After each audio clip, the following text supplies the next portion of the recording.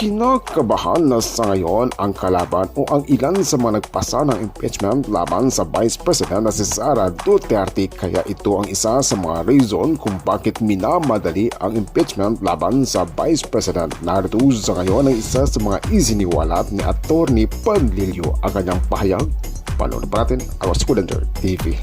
Sa tingin ko as I was telling former President Duterte, nag-dinner kami ng isang gabi, sabi ko, sa tingin ko malabo na yung impeachment na matuloy.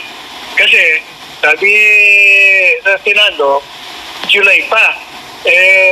Pagdating mo ng July, may bago ng House of Representatives. Which means na hindi na yung dating nag-file ng impeachment ang naririyan. Iba na Hindi kagaya ng Senado na continuing body. Meron silang 12 senators, kaya po pwede. Pero itong House of Representatives katapos na bago na. Kaya they have to refile it. Kaya sabi ko, Presidente Duterte, they will be forced to refile. And if they do that naman, may 1-year ban, hindi na naman tuloy.